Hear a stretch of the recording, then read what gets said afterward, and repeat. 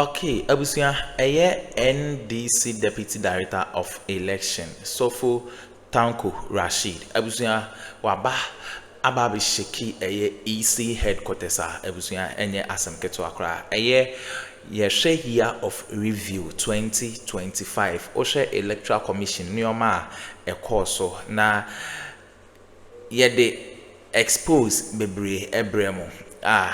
The lies of illegal pink sheeter NPP amanyoko no omo create na court ne NDC action na NDC Deputy Director of Election waba drop a fresh expose against NPP and Electoral Commission Mensa corrupt crime ubia Dr. Rashid Tanku Ababe expose Electoral Commission NPP. Momi yankona yankonko ti ensema or the two dia unsubscribe like and share ma Akuffo so answer into me and kabiyaha Ghana Politics Avenue so. And don't forget to click on the notification bell so that any update be able dropping once able to me aka madam ase. Government performance. 2025 seems to be going on coming to an end. In just a day or two, we should have 2025 coming to a close. But what has been the expectations? Recent survey by Musa Dankwa has revealed that 66% of Ghanaians have approved John Dramani Mahama as being on the right path and that the economic indicators are performing to a positive trend. We want to have a discussion on that. We also look at issues surrounding the gold board, controversy. But I've been joined via Zoom by the Executive Director at GIFEC and also doubles as the Deputy Director in charge of Elections and IT of the NDC, Chief Sh0čǩ Rashid. Good morning, Chief. My brother, good morning. Hello, good morning, Chief. Good morning, how are you? Grace, I'm doing well. Merry Christmas, Happy New Year to you. Same to you. Right. Let me say Merry Christmas and prosperous Happy New Year to your crew who are working to make sure that we have this beautiful conversation. Well, thank you. First of all, how is GIFEC? GIFEC is doing well. It's fantastic. We had a very exciting year since we've taken over the reins of governance. Reset agenda is going on well in GIFEC. We are resetting to make sure that Ghanaians benefit the services that we are rendering here. How has the year been so far, and what are we expecting GIFEC to be doing next year somewhere? Well, the year has been a very exciting year. A lot of activities roll out during the period, especially the rural telephony aspect. About almost 300 communities have been connected nationwide. We've trained 2,000 girls in IT. We've trained teachers in IT, especially ladies teachers who are training students in IT in the secondary schools. We've trained them how to use digital tools to enhance their teaching and learning. We have established about 30 teen client computers in 30 secondary schools across the country, properly networked. So a lot of things happened this year, and the GIFEC will be able to establish regional offices across the 16 regions, brought GIFEC to the doorstep of ordinary Ghanaians so that they get to know that this agency is there to help solve their connectivity problem in the rural area, especially the unserved and the underserved communities. So these are things we're doing. Currently, we are in the process of rolling out 460 new sites across the country. So next year, as we are moving into 2026, is going to be a year of action, and our presence will be properly felt across our jurisdictions. Right. How has the year been for you officers at the NDC? I'm talking about the Elections and IT Directorate. Let's go back to the beginning of the year 2025. What has been your ups and downs? Well,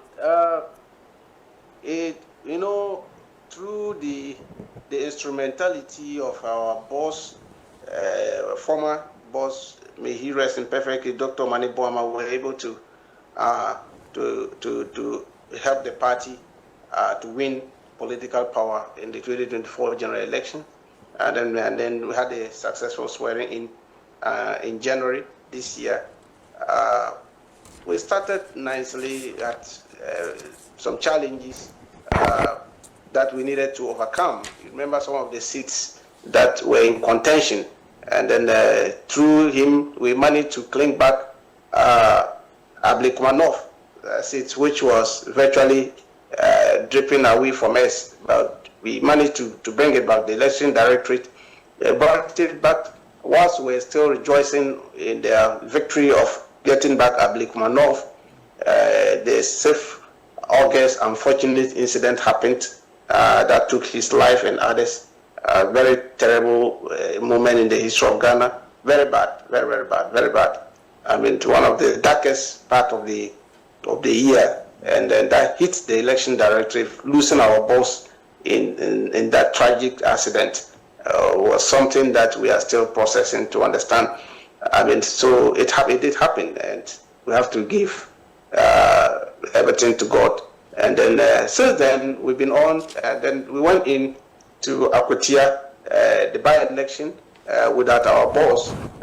Thankfully, his tutorials, what he taught us, another thing, we're able to use that, the blueprint, and we're able to win the Akuffo by-election in his memory.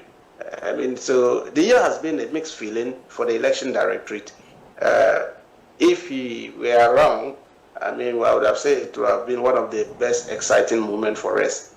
Unfortunately, he left. So it's a mixed feeling for us as a directorate. We are still processing it, and we think that we will continue his legacy. And the directorate is keeping its eye on the Kanda elections, which, of course, we are very sure it will come on. And then, so we are keeping our eye on that.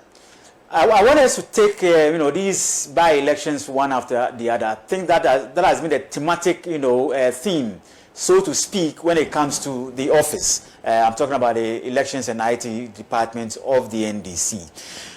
Take us through, what you've been through when it came to this, the election results. We know what happened during the last elections, what has been the journey so far in recovering, so to speak, of the seats that would have otherwise gone to the opposition NPP. Let's talk about Ablikmanov. What has been the experience? Yes, I mean, the Ablikmanov taught us a lot of things. I remember in some of my media encounter with you, I've been telling you that the NPP were bent on rigging the Ablikmanov using some crooked electoral officers because they went to manufacture their own pink sheets and describe it as scanned copies, and wanted the Electoral Commission to accept those scanned copies and use same to declare them winners.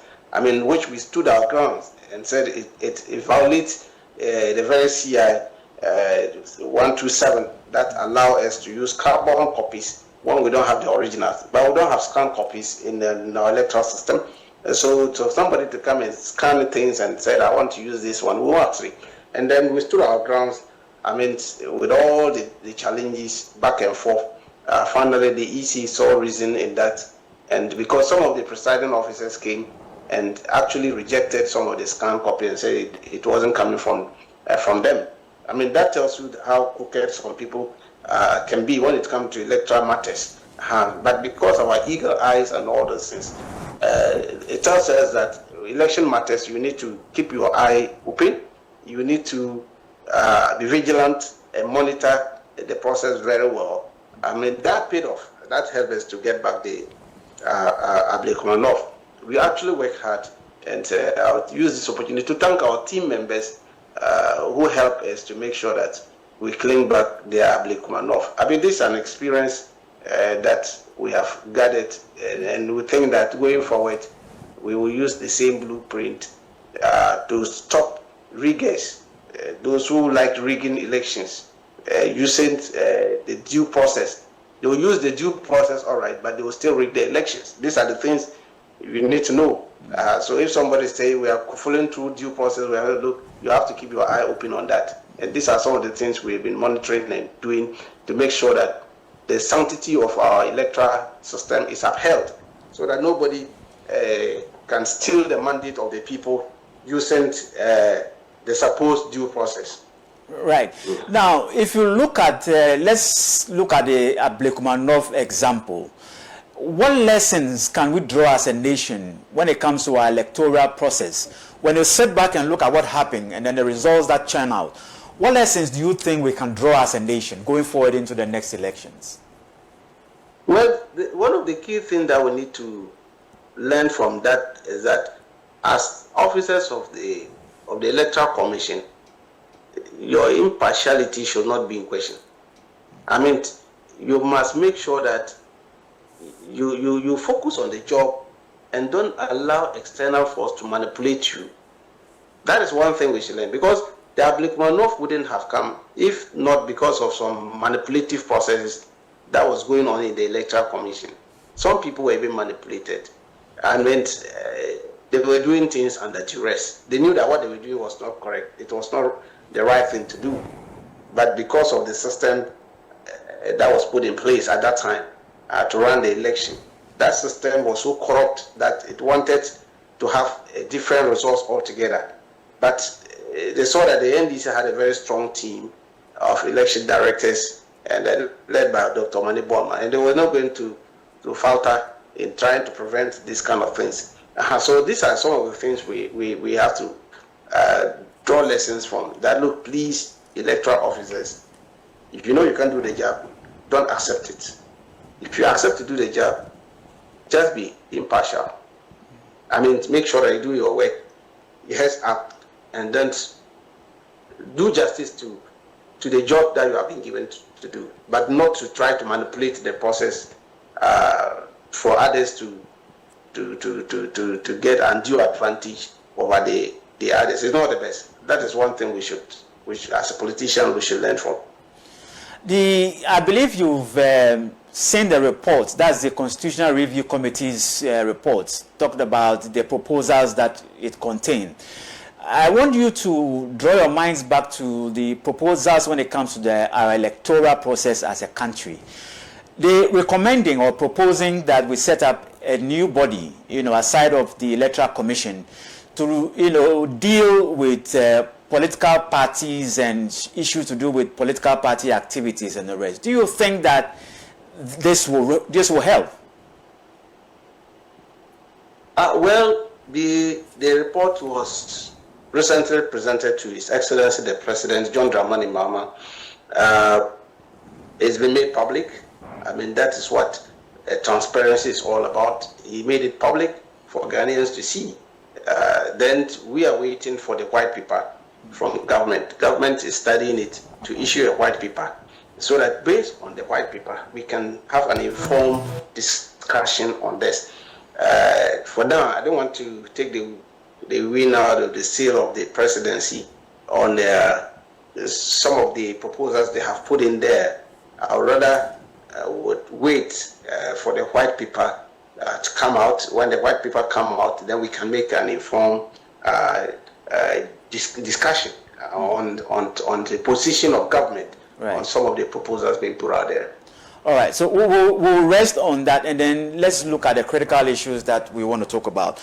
You've heard of the gold board controversy. From where you sit, what goes into your mind when you listen to the allegations and claims made by the minority in Parliament yesterday? They are calling for a bipartisan parliamentary inquiry into the financial dealings at Gold Board, at the back of the fact that the IMF releases a report that indicates that the Bank of Ghana, through its dealings when it comes to the Gold for Gold program, ran at a loss of nearly over $214 million. Yesterday, the minority indicated that it might well reach up to over $300 million. They are calling for investigations into the dealings. At the back of that, the president is enjoying full-scale, public confidence. 66% of Ghanaians think that we are heading towards the right path. How does the gold board issue affect, this confidence?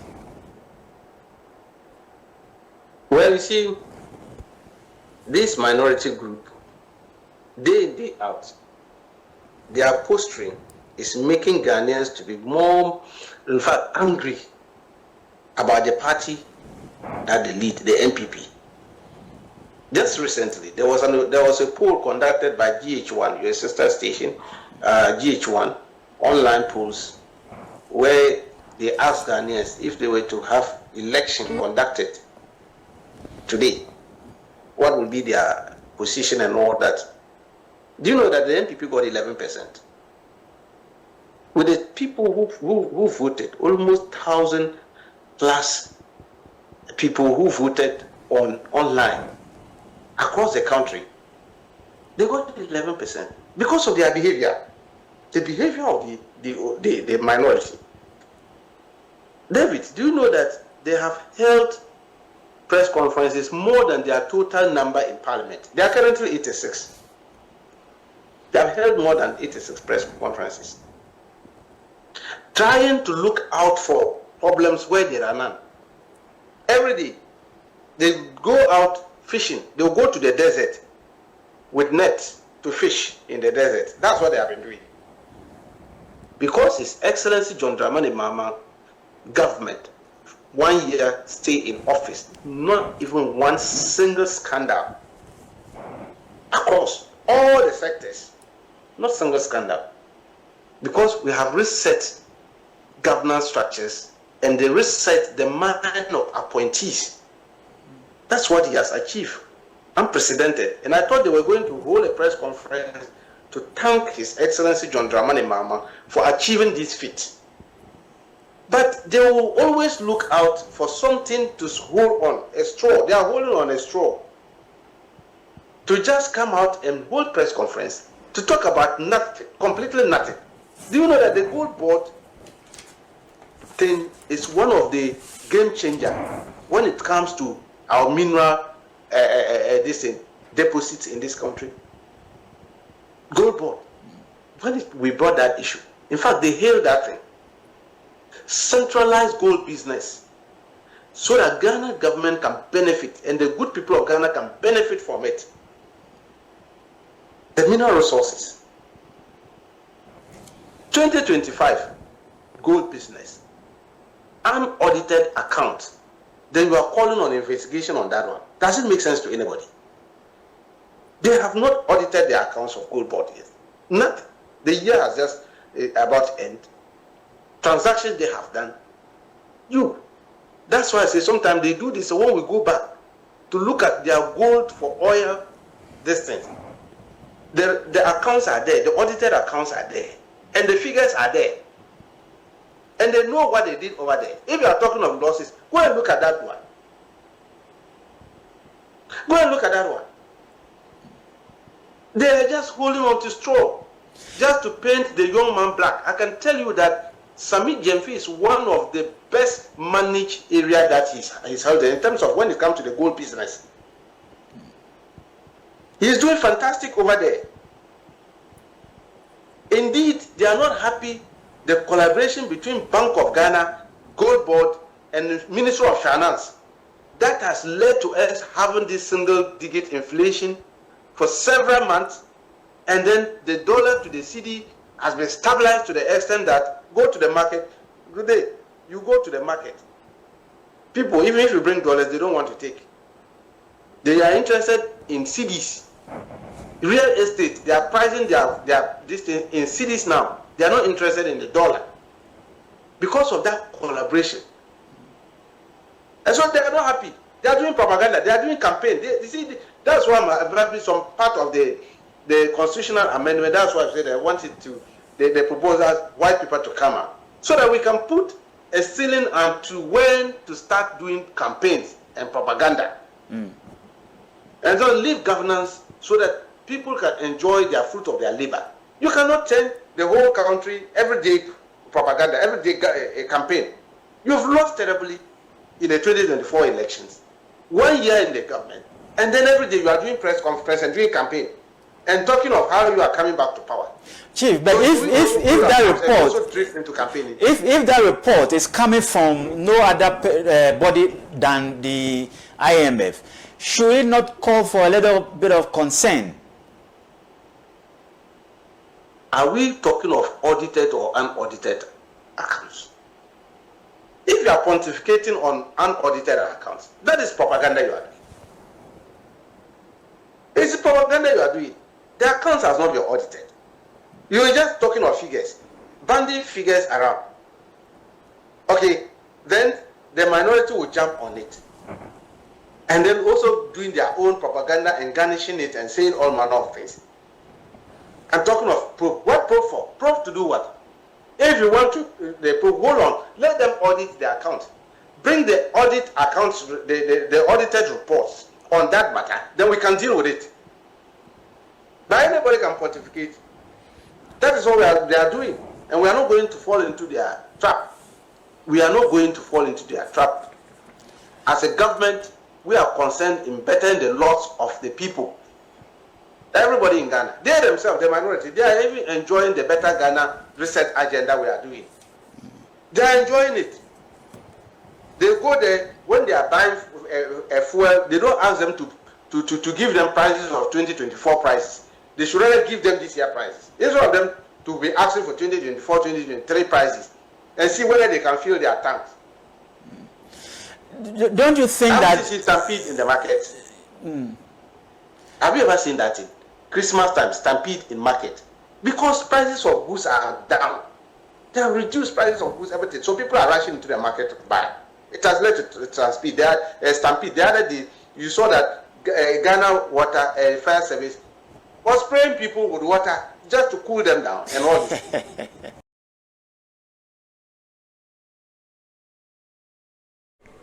Okay, abusuya wene ensema ekoso ewo political highway so Dr. Rashid Tanko and I attending just Electoral Commission or expose or ma yede honsem at the bremo on subscribe like and share ma Akuffo so answer into me and kabiya Ghana Politics Avenue. So and don't forget to click on the notification bell so na any update be ever dropping once able to me aka.